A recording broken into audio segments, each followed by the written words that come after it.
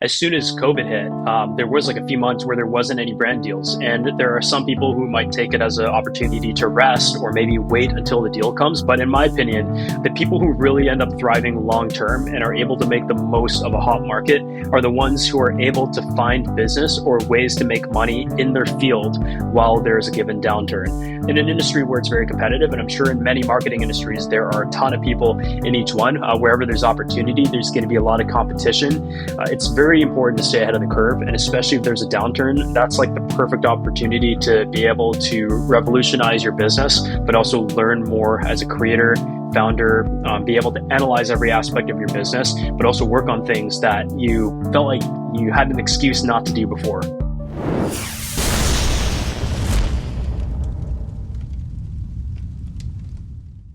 Hello and welcome to the D2C podcast. I'm Eric Dick. Today we're coming at you with something a little bit different. Instead of a D2C brand, today we caught up with content creator extraordinaire Justin Tse.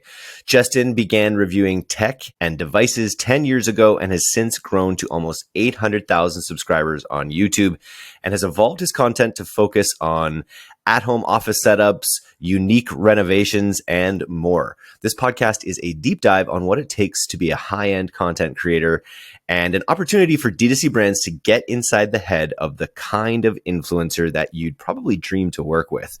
You'll also hear a lot about the life of a 24/7 content creator, as well as some of the awesome perks that Justin's got, like recently being flown out to the F1 race in Montreal just to sort of commentate and get his take on the event. Lots of fun. I hope you enjoy this one. On with the show. D2C marketers, let's get real. How many hours have you wasted searching for brand influencers only to come up empty-handed? It's time to stop spending time searching, scrolling, and haggling with influencers and start using creator marketing with #paid. With #paid, you can find your perfect creator match for your brand in less than 10 minutes every time. Getting started is easy. Just select your audience, campaign objectives, pick from a short list of creators, and hit run. It's just that easy. There's a reason why #paid is the #1 rated influencer marketing platform for D2C brands. As a D2C listener, you can even get credits for your first campaign. Just go to go.paid.com/DTCpod to get started. Justin, welcome to the D2C podcast. I've been just going over your videos, learning a little bit more about your story as a creator. You're here in Victoria, British Columbia. Let's just start. Give me the hero's journey on your creator's story for YouTube. Yeah, for sure. So when I was like 12 or 13, I was looking to buy my first real tech product, which at the time was the iPod Touch, like a very revolutionary product in the industry. And after going on YouTube and watching a ton of videos about like the accessories, how it works, the apps to get, eventually when I spent like the last like year or two like saving up for the product, I had learned a lot about the YouTube space and figured I would like to start making videos as well. So I just like used the iPod's camera, filmed the packaging and talked about my experience with it, checked out a bunch of accessories, and eventually kind of built our way up in the consumer tech industry into smartphones, laptops. And after I purchased my first condo, I showed some of the home tech side of things, desk setups. And as we've kind of evolved over the years, I think what's interesting is that not only has the influencer industry changed, but the tech industry has also changed significantly in terms of people's interests, the saturation in markets, and also rising markets. And we've really tried to position the channel over the last 10 years to continue to be a very tech-focused and tech-surrounded channel, but at the same time trying to find new niches and ways to integrate it into lifestyle and current interests, as opposed to just always covering like the deep details of consumer tech, which a lot of times can get very technical, but more so focusing on like a consumer approach to how we review products and how we integrate it into our everyday lifestyle. And, specifically just with the pandemic, everyone focusing on their home office, your evolution of like expanding from the tech to the spaces that house these tech was obviously a killer move. Looking at your videos, I see it's still those techie phone reviews that drive, like those appear to be like the biggest ones, right? Like those are where the biggest audience lurks, is when a new Android or a new iPhone drops. Yeah, for sure. It's there's a lot of smartphones coming out nowadays, and smartphones are an industry where it has become very saturated, both in terms of how many releases there are in a given year coming from overseas, but also in the amount of people reviewing the exact same thing. And so we figured like my interest is not exactly in smartphones directly because it is relatively repetitive. I mean, I've got my iPhone, and each year we get the newest iPhone, and that's like pretty much all I need. And so, yeah, I don't really like. I guess I still review smartphones and we try to use it in a lifestyle manner, but I've personally found more of an interest in like home technology and like real estate and how that can integrate, but also still covering the latest in phones because it's just something that people are always going to, I guess, rely on for the foreseeable future. Very cool. So what you've been in this industry now for a long time, since you were 12 essentially, and you're in your mid 20s now. Yeah. Yeah, so over a decade or around a decade. And I'm sure things have changed a ton. I'm just curious, like, what's your view on the state of the sort of influencer creator ecosystem and where your channel fits in? Yeah, I think it's been crazy to watch the start to where we are now in this whole industry because I guess I started at a time where YouTube is relatively new, video medium was still very casual and unrefined, and as the channel grew in size, it was still a small group of people just trying to discover the space and find an interest in it. And as I've noticed, when I hit 100,000 subscribers, I believe in 2014 or 2015, that's where we started getting our first paid opportunities, which is interesting in the fact that like nowadays, people with 10,000 followers, 20,000 followers are getting paid opportunities. But 2015 was kind of the start of that. And as the years went on, I've just seen this industry continue to explode in terms of how much brands are spending in campaigns, the complexity of it, but also the fact that like influencers, YouTubers, and Instagrammers are actually getting better access to events and launches and products than traditional media. For example, Apple has really opened up to working with content creators, and we actually just got back from the Apple headquarters, got to get a picture with Tim Cook, and I saw in that. like 2015, it wasn't really something that I guess was seemed like within the realm of possibility, at least in my shoes. And so like since 2015 especially, we've just seen it multiply every single year. And even though like tech channels are not necessarily like the most viral growth industry, we're seeing opportunities multiply as the years go on, both in terms of budget and in volume. And it's starting to spread out much further beyond like just general technology like smartphones and laptops, but in fact, there are even lifestyle connections, such as we just got back from Formula One in Montreal yesterday, and that campaign was about Shell's like fuel innovation and technology and how like consumer products are developed based on specification of performance fuel that are used in Formula One cars. So all these examples are really cool. Electric cars are also something that we've also focused on and have just got back from Vietnam to check out an electric car factory of a car that's going to be making its way to Canada and North America as essentially an attempt to disrupt the market that is largely dominated by Tesla. Super cool. Can you mention the brand on that one, or is it in stealth mode Yeah, still? it's VinFast. So it's a Vietnamese company that had essentially started a real. It began as a real estate empire, and it became.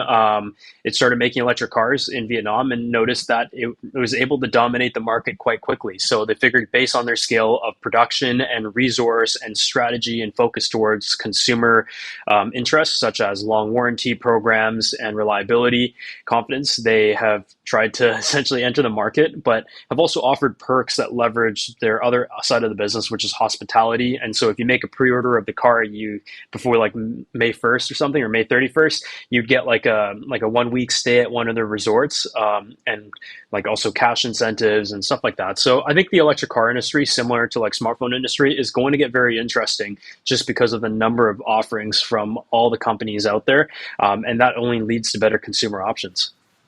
And more videos to make. And it's expanding into these high ticket items is obviously a great move as well.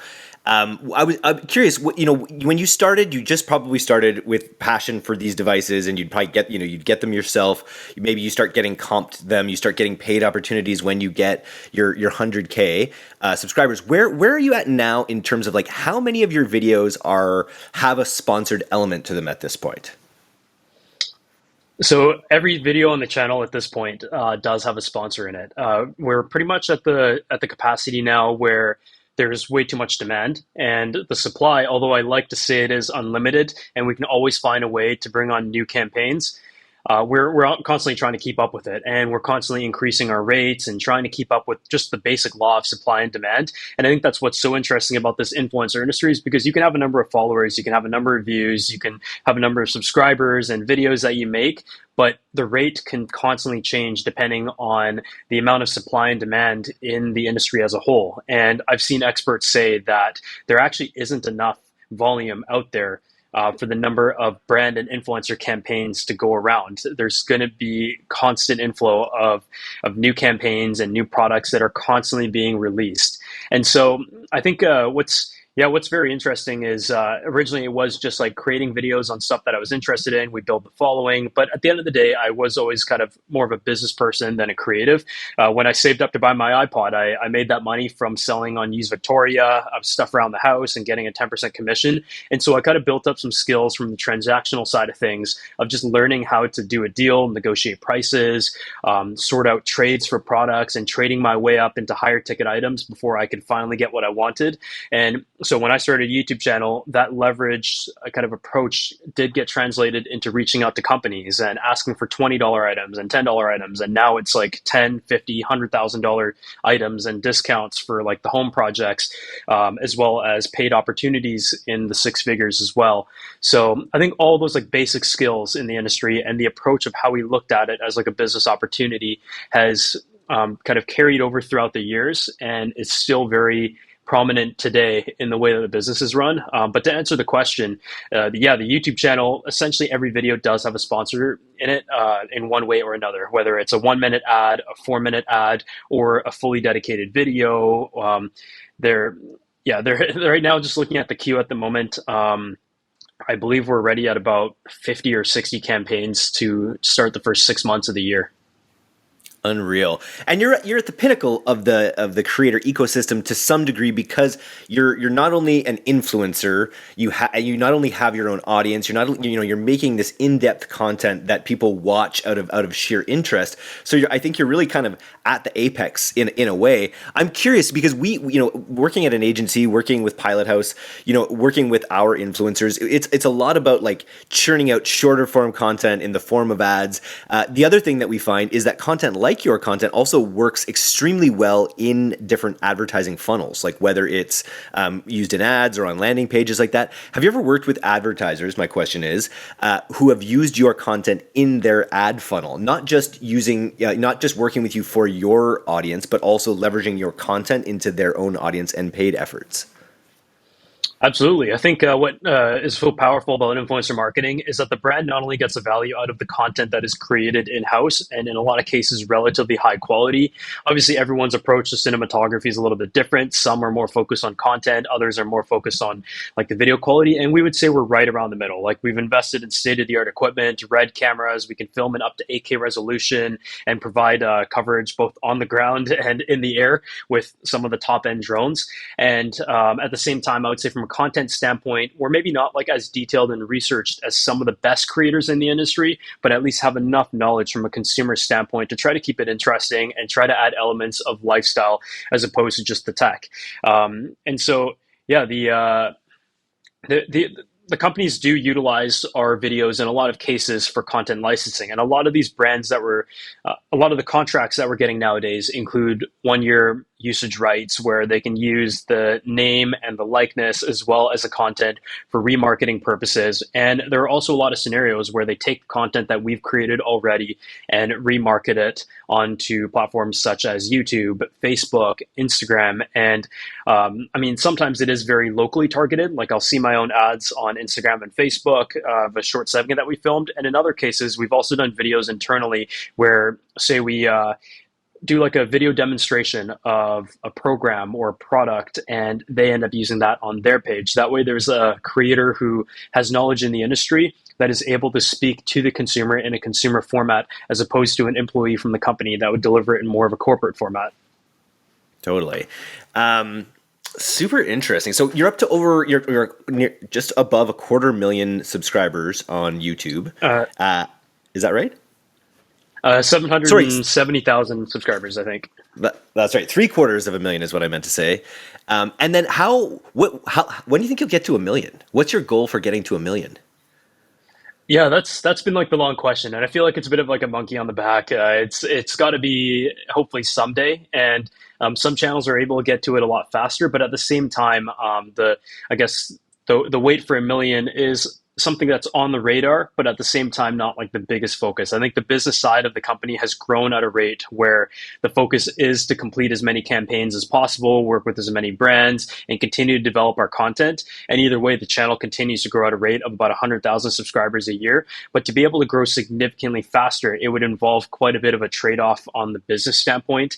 And in terms of like the big picture of the media company, where we invest in real estate, in resource, and in hopefully talent moving down as well, I think my focus and kind of the company's focus on the business side of things and developing corporate relations and working with some of the largest brands in the world will continue to be a forefront that is a lot more worth it than I guess chasing the subscriber number, but it is a significant importance. And a million subscribers is a goal that anybody has from the day they start YouTube. It's essentially like playing a sport and wanting to win a championship. Some people are going to have great careers and they're never going to win a championship, whereas others will hit it relatively early and then spend the rest of their careers trying to win it again. And so I think every journey is a little bit unique, and I definitely want to hit a million subscribers, but I'm also very happy with the way the channel is right now, the opportunities we're getting, and I guess what's like on the radar and pipeline of content moving forward. Very cool. So, if demand is outstripping supply for content and for campaigns, what what's your advice to brands out there who are looking to work with creators like you when it comes to getting your attention, potentially jumping the queue, and getting that supply? Yeah, I mean, the easiest answer to that is to pay more. But with anything, there are brands that we work with at lower rates than others. And I think the big difference is for brands to be unique, but also to give creative flexibility. We run into situations where a deal that may be very easy in its context has a lot of different moving parts that just don't seem to make sense. And sometimes that's due to corporate instruction, and the PR agency doesn't actually have much control over that. Whereas in other scenarios, it is just the fact that the brand doesn't really have a structure or format to work with creators effectively. And so the best brands that we work with are the ones that give us full creative control. They do have a decent budget, but at the same time, they're able to jump that queue because they're a lot easier to work with. As a creator, there's nothing worse than having a campaign on the queue for 2 to 3 months, which like it seems like a lot of these deals like they start looking very easy, but then there's a whole bunch of legalities, creative concepts that we may have pushed back on, and at the end of the day, it's like a lot of back and forth. And I think most creators, and even ones that are more focused on business than creative side of things, they we don't love back and forth, and it's just because there's so many things to work on at a time that within the span of, say, if a campaign took 3 months, we would have completed 20 other deals in that given time, and to still have that one on the queue can really affect what we charge moving forward to that specific brand, or maybe not be willing to work with them anymore. How do you pick your rates? Is it a matter of the in depth of the content, the nature of the content? Is it about the how popular you think it will be with your audience? How do your rates sort of change? Yeah, so I think in this industry, people always talk about rate cards. And in terms of rate cards, I kind of have a mixed opinion towards that. I feel like it is important to be direct with the rates, but at the same time, content creators on the internet are not exactly like freelance videographers where you might charge by the hour or by the project or by the number of days. Instead, it is a very adaptive combination of both what the supply and demand is, what the timeline and queue is, and in fact, what the brand is and how it fits in with your content. So, I mean, when I first started 100,000 subscribers, I was charging $500 a video, and I was probably getting an acceptance rate of anywhere between 5 to 10%. I'd be sending a lot of pitches, not many of them were working. And eventually, as that went up, I think, in probably around second year university, we were generating probably about $200,000 a year in brand sponsorships. And that was a scenario where the channel was like 2 to 300,000 subscribers, and the deals would range anywhere from like maybe $5,000 for the most part, but then maybe once or twice a year, they would hit about $10,000. And that's where you kind of know where your range is. But at the time, that is still money that is invested back into the company. And so you want to have a high success rate of pitches that you're doing in order to kind of build that resource and build your channel to another state. But if we look at the last like 2 to 3 years, for example, the rates in the channel may have grown to 700,000 subscribers and at a consistent rate of about 100,000 subscribers a year. But we're seeing like dedicated video rates go from 20, 30, 40, even 60 to $70,000. And the content is actually easier to make than what it was before. And some deals can actually even hit like $200,000 and above just because of the context of the brand, how much you're trying to invest. And it is also very industry focused. We've had like companies in the home industry, not exactly home tech, but in the home industry tell us that our rates are 10 times higher than what they're used to paying. But our argument to that is that we're pretty much filled the entire year, 100 videos a year, a team of 7, including contracted, and 7 days a week. We're filming, we're always editing something that we have to continue to charge these rates, if not raise them, just to be able to keep up with supply and demand. It's not even down to just like us not wanting to do a deal. It's literally the queue is always going to be full and you have to continue to adapt in order to have, I guess, a lower acceptance rates of deals. So more companies saying no, essentially. Do you ever turn people down? Like you got the product and it was like just garbage. You won't even bother with it. I'd say like for the most part, the products that are sent over now are relatively decent. A company that has the money to spend is either for 2 reasons. Either they're very well established or they're trying to be a disruptor in the industry and they have something new to bring to the table. So for the most part, the products that we get, I would say are pretty decent. I have had a few where there's like prototype software and we may have asked to delay the campaign a little bit, just to make sure it is actually like in a production state. But yeah, for the most part, I'd say almost all of our deals are companies reaching out and agencies reaching out. There are still some that we have to turn down for multiple reasons, whether it is like non-compete, the timeline. But as a business person and kind of looking at the big picture and seeing that it is just the start of large opportunity moving forward, I'll always try to sort of accommodate to be able to fit every single thing into the schedule. And if we have to bring in more contractors or just like add an extra day of work or shuffle the schedule around, I think the biggest thing that has been consistent in the last 10 years of the business is that it is just a constant fight to not only increase your resource and to be able to generate more revenue, but at the same time, produce better content, produce faster content, travel to every event and keep every company happy, and also just keeping up with your queue and meeting every deadline that there is. What defines success in a Justin Tse campaign? Like, and then my follow-up question is, what would you say has been your most successful campaign so far?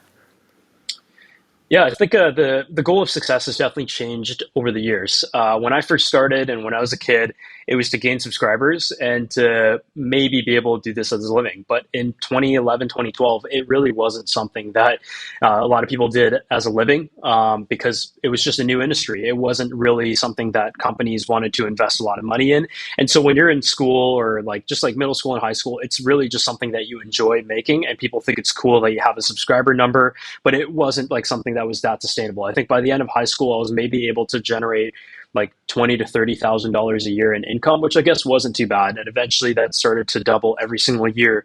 And so at the time, it was definitely to make as much money as possible and then to continue to grow the subscriber count. And when you first start, you have a goal of 1,000, you have a goal of 5, 10, 15, 20, and that kind of goes on to 100, 2, 3, 4, 5. But as I dropped out of university in, I think it was 2018 now, the goal kind of shifted over to building a business and a team. But I think if you look at 2022, the thing that probably is like the biggest goal is to continue to stay excited about things.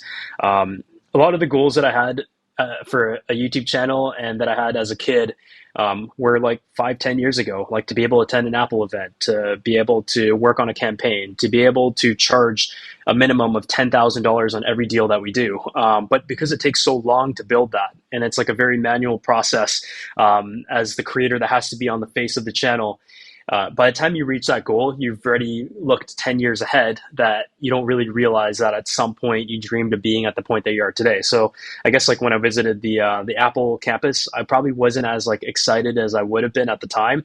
When I bought my dream condo, it wasn't really that exciting anymore.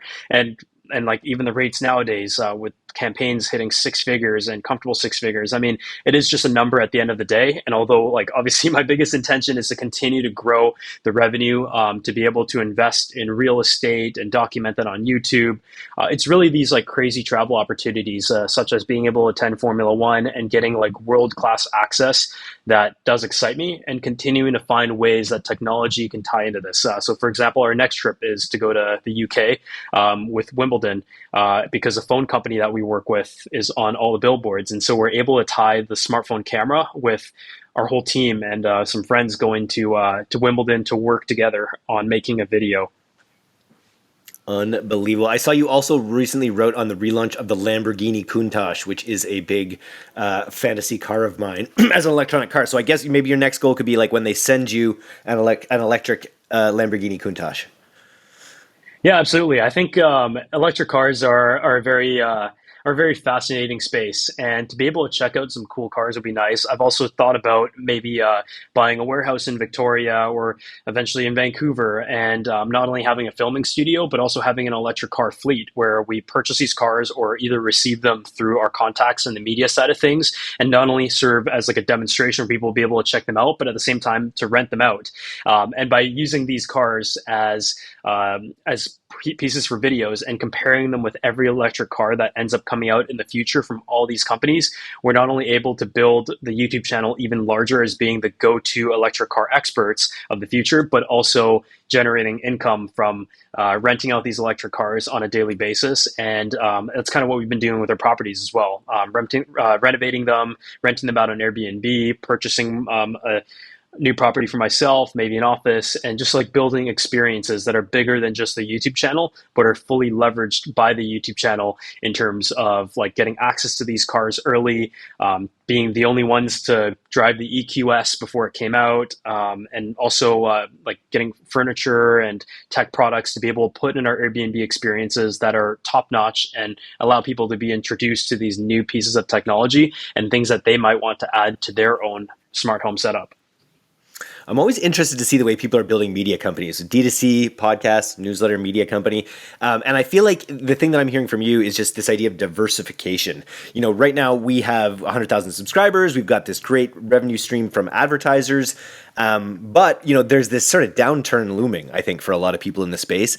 And the name of the game is multiple income streams, multiple streams of revenue coming in. And I feel like that's something that you've evolved to really well. And I love the way that you tie it back in. So you're going to buy a house, you're going to make content about renovating it, and making it, you know, just how you want it, essentially. So it's really sort of a whole beast type mentality you're working out here.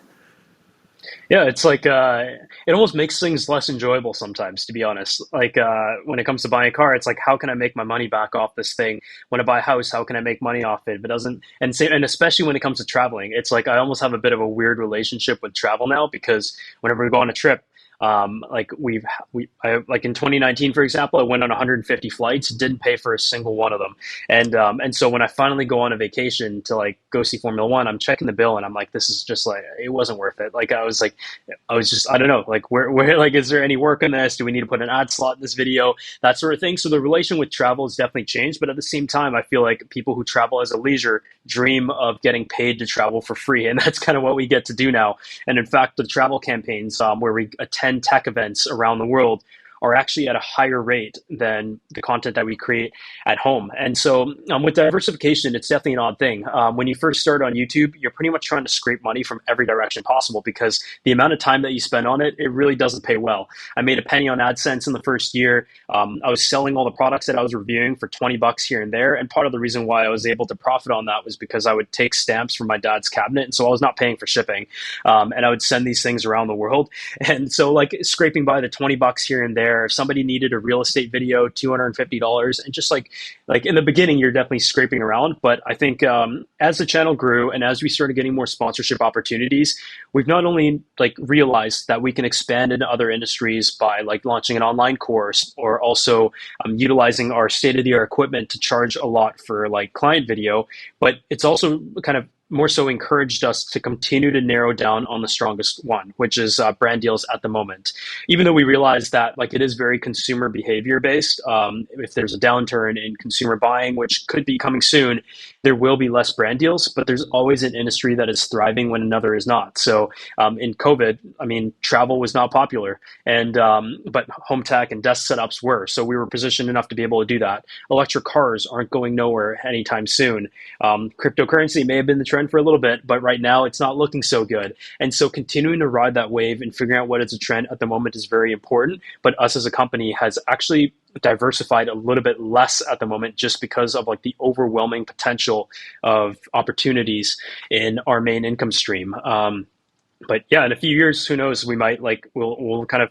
I think the importance for us right now is to build more passive streams. Brand deals are very very active. You do have to spend like a ton of time creating new content, keeping up with it, and even though it does pay very well, it is important to have passive streams such as the real estate division and the course, for example, that is able to utilize our resource and doesn't take as much time per se, but utilizing the active income and the high margins can be reinvested effectively to at least continue to build passively. I wonder, like, what's your advice to so most of our listeners are e-commerce founders, D2C founders. Most of them, I think, are pretty heads down in their D2C product. I think there's a lot of people that have agencies as well. Maybe some people do investing. But I'm curious, what would be your high level advice for D2C founders looking to create other revenue streams for themselves, for their business? What are the go-to things to look at when looking for other revenue streams? Um, I would say it really depends on the industry that you're in. With any industry, there's a lot of potential when it comes to consulting and when it comes to courses because it's something that is very scalable. And the thing about the YouTube channel is if you don't upload for a few months, a lot of people will forget about you. And with an online course, if it's effectively marketed, you can share your knowledge that you've gained over the last 10 years. And knowledge and experience is something that nobody can buy and nobody can take away from you. But you are able to sell it and explain all the things that you've learned throughout, like, say, like a decade in the industry. And so I feel like consulting and courses and being able to let people who want to learn a little bit quicker skip that line is very effective. And so I think continuing to find like the balance between passive and active revenue is very important because in the beginning of YouTube, it was just like always working on a bit of everything. And eventually there are areas that we delegate, but it is important as a business owner or a founder to continue to know every aspect of your business and learn about areas that can enhance, improve, or also enable you to train people to do that job for you, either the same, if not better in the future. An example in my space could be like video editing. Realistically, I haven't improved in video editing in like 5 years. I used to edit all my videos individually from start to finish. And now my job is a lot of administrative related work, running an actual business and making sure all the staff have like all the instructions and everything's consulted on. But I do know that I should be a much better video editor, but because of the way the industry works, I don't exactly have to be a better video editor because I'm not editing my videos anymore. And it's the same with like Photoshop. Back then, I'd watch all these Photoshop tutorials. Now we have a graphic designer. But photography and video are an area that I always need to kind of get better at, just so I have a preference and like a set of practices to be able to train the team that is directly working on that. So I think the interesting thing, especially for any founders or listeners of D2C, is that if you've been in an industry for a while, there's always things to learn and there's always ways to be able to leverage your experience. And depending on what specific space you're in, finding ways to leverage that experience is, and how to scale that experience that you have and knowledge that you're having to share is how you essentially scale your business long term. Education is such a good call too, just because in a downturn economy, which is something it appears, we're about to announce a recession probably. Education is something that does boom. Lead generation booms, even if some products diminish. So I feel like having that bet hedged, having education products ready for your customers or for other people in your sort of industry could be a really valuable angle. Very cool. Yeah, and I would say like when any like downturn, it's like the perfect time to learn. I think in the YouTube space, we're very fortunate to be very, very busy for almost 10 years and with a ton of travel and all that. as soon as COVID hit, there was like a few months where there wasn't any brand deals. And there are some people who might take it as an opportunity to rest or maybe wait until the deal comes, because there's always going to be a part of year that is a little bit slower based on consumer behavior. But in my opinion, similar to like real estate, for example, where the market's hot and then it's cold, the people who really end up thriving long term and are able to make the most of a hot market are the ones who are able to find business or ways to make money in their field while there's a given downturn. And so I think we really doubled down on creating content that we wanted to create, but didn't really have the time to due to brand commitments. While COVID was on, and we really doubled down on like setup makeover, and we're able to build that channel and that momentum and improve on the cinematography effectively, where we've had a year where growth has been 2 to 3 times in terms of revenue, and sub speed has also continuously grown. And this year's been off to a great start. And and there's also been a few creators who haven't really made a comeback since that whole like kind of year where things were a little bit slower. And so, yeah, I believe in an industry where it's very competitive, and I'm sure in many marketing industries, there are a ton of people in each one. Wherever there's opportunity, there's going to be a lot of competition. It's very important to stay ahead of the curve. And especially if there's a downturn, that's like the perfect opportunity to be able to revolutionize your business, but also learn more as a creator, founder, be able to analyze every aspect of your business, but also work on things that you felt like you had an excuse not to do before. Nice. What do you make of new technology? So like things like shorts, YouTube shorts. I was just reading an article on Reels versus Shorts versus TikTok. There's this real land grab for all these short form videos. So my first question is, within YouTube, how do you leverage shorts and how do you think about shorts? And then the second question would be, how do you think about other channels like TikTok and Reels in your portfolio here? Yeah. So with anything, whenever there's a new format and a new like kind of, I guess, consumer trend or industry trend, there's kind of two ways to look at it. There's a crowd of people who are going to hate on it, and there's a crowd of people who are going to innovate and take full advantage of it. And when you take full advantage of something and it works, you have nothing but good things to say. And if you don't want to take advantage of it, or you feel like it's hurting your business, the easiest thing to do is to complain. And I mean, I love to complain about a lot of things all the time. I think most of my day is spent complaining about things as a very analytical person, but I fully believe that like you cannot be at the mercy of these platforms, that you need to innovate in order to stay, whether it's your content or your format. Instagram, for example, has shifted out of being a photo platform, and we've really focused on Reels. We've asked as a team, how can we innovate? Do we need to hire more members to just specifically create good content for Reels? Is there any way that we can adapt our current mediums, format, leverage, and resources to fully take advantage of these new trends? Because if it works, it's going to be a lot of fun. And so, like we've tried short form content. TikTok is also one that is very interesting, has a lot of potential, but we haven't specifically figured out. You might have to talk to Brett about that. With YouTube, we're still very much long form content, but we have talked to a YouTube partner manager today about how can we use shorts, because even though these are very similar formats of short form content, they're all very different in their own way.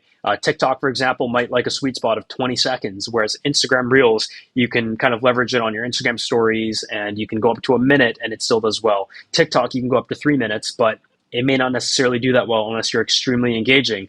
And with YouTube Shorts, it's just one that I'm not really used to yet, because I'm used to uploading YouTube videos on YouTube. And so uploading something like a TikTok or Reel doesn't feel right. And I've seen some great data reflecting that like YouTube Shorts can grow your channel significantly. And obviously I want a piece of that. And it might be the fastest way to be able to hit 1 million subscribers. But effectively, we do have to kind of figure out what works, because otherwise it could negatively impact the channel as a whole. So I think doing research is always very important. It's easy to get comfortable with these platforms, and with the constant change, it always feels like as soon as you've learned a certain strategy, the strategy has since changed. And so I think, yeah, with any space, I don't know how many people here like make YouTube videos. You have to constantly learn. I know like with the Facebook ads, there was a change there with iOS and Apple's restrictions. And so the APIs and stuff are always going to adapt. And I think the algorithms can be looked at the same way in social media. Have you felt like that? Like with like I haven't been too dialed into the YouTube space, and I feel like a lot of our when I run into advertisers in the D2C side who have mastered YouTube, it's their favorite channel. I think of Ryan McKenzie and True Earth, just creating amazing content for YouTube that's doing extremely well. What's your advice for D2C brands who want to really make the most of YouTube as a platform? Yeah, I mean, a YouTube channel is the hardest thing to build, and whenever there's companies asking about like how should we make a YouTube, I can totally see why a lot of companies end up just hiring YouTubers to kind of talk about their product. Because the thing about YouTube is that it's very, very resource heavy. I would almost argue that it's the most resource heavy platform of anything. There are production teams, there's video, there's research, there's like thumbnails and all that kind of stuff. Whereas TikTok is actually going to perform better if you film it on your phone, and it's the same with Instagram Reels. And so I see a ton of brands focus on. I see a lot of brands like focus on just kind of doing some like TikToks and stuff on phones, and it's pretty effective. But YouTube is not the same way. There has to be some levels of production to it, and so you have to go all in. And a lot of times the rewards are very limited with YouTube. A brand is not really looking to make money off AdSense or sponsorships, but instead converting direct sales. And some industries are going to be a lot easier to start than others. For example, there's a what's it called? There's like Moment for they make like smartphone lenses and they create content around photography, and that makes a lot of sense. But there might be another D2C product that is very niche, and it's going to take so many years. You're going to need a full-time host and all that. So it's not the platform that I would recommend people like starting on unless they're very sure, just because it does take years to build. But I think from like the general consensus of like Instagram and TikTok and all that, YouTube is unanimously the most powerful platform, but it's without a doubt that it is under threat when it comes to short form content. I don't see it like going away anytime soon. I feel like long form content in its detail is still always going to be popular, but the amount of attention is getting shifted over to short form for sure. And the amount of discovery that I make through shorts on channels, whether it's on TikTok or Instagram, the amount of discovery I make of brands or of channels or of the longer form content through the shorts, I think it probably makes sense as an ongoing channel. But yeah, you're definitely not going to get. It'll be harder to get some of the brand deals probably on the shorts. So you'll have to balance the Yeah. monetization with the growth as you are constantly I mean, doing. reels are becoming very popular actually on Instagram in terms of the format. Originally, we would post like just like Instagram photos of pretty random stuff, and then we started doing a little bit of reels, and we've seen that to actually be, if not like the same, if not bigger potential than some YouTube integrations. And so like we used to have a ton of like 60-second ad slots on like YouTube, for example. And with that, like, yeah, it's a good deal because it's only a minute, but you have to create the whole video, which could take days and a lot of moving parts. But for example, like this month, we're looking at deals with Instagram Reels, and our Reels are definitely not like viral, but they're decent performing. And we found that filming it on a phone was actually a lot more effective than doing it on a real camera. And the rates for these Reels continuously on like, I think 5 deals has been about for 5 deliverables has been about $15,000 per reel. And at first I thought that was like maybe a one-off. Like it sounds a little bit crazy considering it takes about 15 minutes to make the content, if not less. But like multiple companies are coming by and offering these rates that it definitely seems to be an effective platform. But Instagram is not necessarily the best platform for conversion because you don't have any links in the description. Yep. Interesting. One of the things we love to do on this podcast is use it as a manifestation platform. So are there any brands out there that you haven't worked with that you would just brands or creators, let's say, that you could partner with potentially? Who would you most like to partner with out there?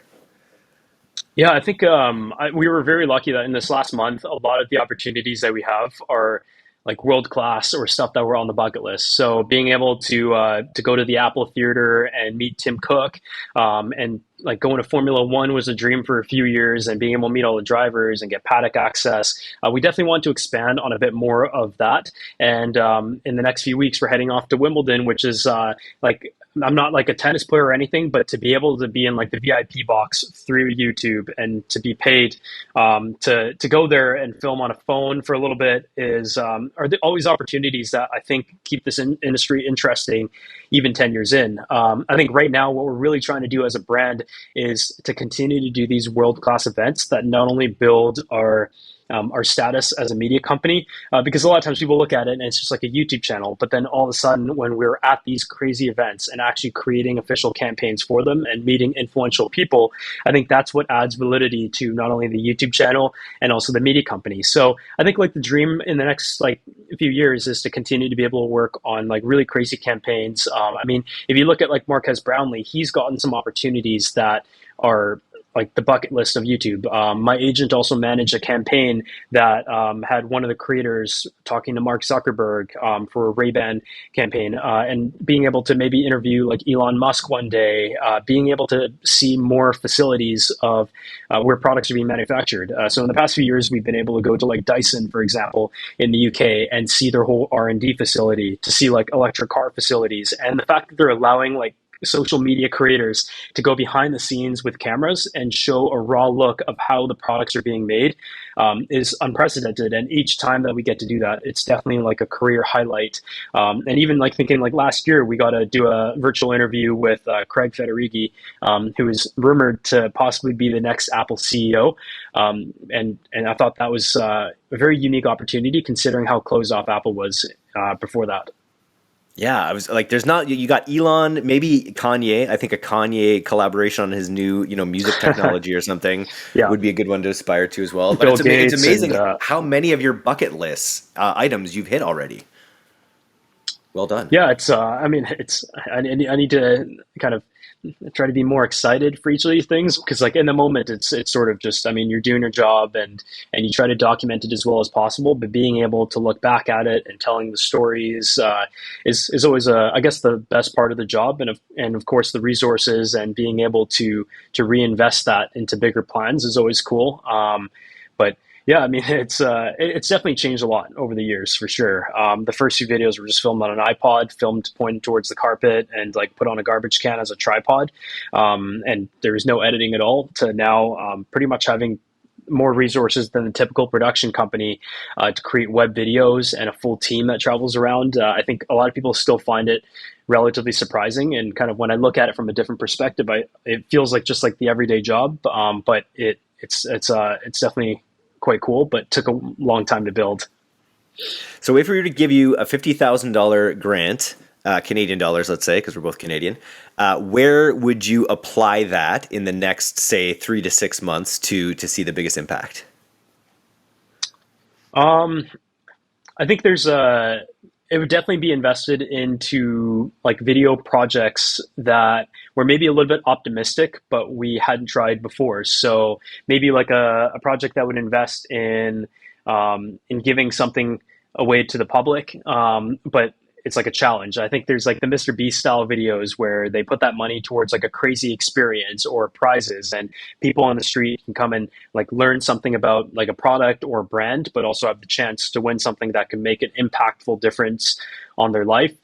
Maybe even like a fund where you find like potential creators who film something on their phone, and the best creator will end up getting a grant to be able to create content. But I think definitely one of those types of projects because yeah, like as of like in the media and ad industry, the margins are very wide, and so there is capacity to invest in projects at the moment. But I'm definitely someone who's still like quite conservative in terms of how we invest these funds. There are certain areas where I'm very tight about in terms of spending, and there's other like crazy ideas that I'm more than willing to invest in. And I think at this stage, we've gotten all the opportunities within the size that we would like to, but in terms of the next step, there are some ideas where we may want to invest, such as like a worldwide Airbnb series where we stay at all the craziest Airbnbs and bring that knowledge back into building our own Airbnbs in BC. That's like a series where we're going to have to spend a bit of money to make that and produce it and then pitch it to Airbnb, and they might like it and they might shut down the idea, or it could lead to a big payoff. And so I think the high risk, high reward is sort of where we look to put capital towards in the future. I love that idea. It's funny. One of my peers, he runs Chamber Media. His name is Travis Chambers. He run this very successful agency, and now he's diversifying into real estate. And he's just trying to find a builder for this crazy, like like Luke Skywalker, like where Luke Skywalker grew up, sort of like this concept for that he's building on the salt flats in Utah. And it's just a total concept house, just like for a destination Airbnb. And it's such a neat idea where you tour around to all these Airbnbs and then use what you learn to create the ultimate Airbnb experience. I will invest in that. Yeah, I think that's a cool idea. Like taking an interest that like is surreal and doesn't exactly exist and building it into something in this planet. I think on the topic of being excited for things, building those types of world class experiences and visiting something like that is one that I would like genuinely be interested to film because a lot of our job is actually filming the same stuff every day, and so I do get bored like quite easily. And like other people might look at it and be like, "Oh, it's really cool," but like I'm like, we filmed this stuff like 100 times already. Maybe we have 1,100 videos on the channel plus 300 that I deleted, and so it is very rare that I'm excited, like crazy excited to film something. And so I think these like surreal and world class experiences are definitely what would lead to that.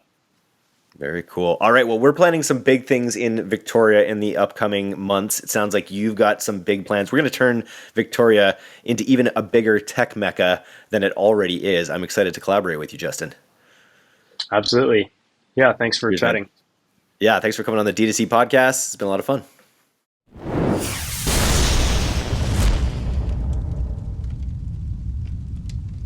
Thanks so much for listening to today's episode. If you're not a subscriber to our newsletter, you can do that right now at direct-to-consumer, all one word, .co. I'm Eric Dick, and this has been the D2C podcast. We'll see you next time.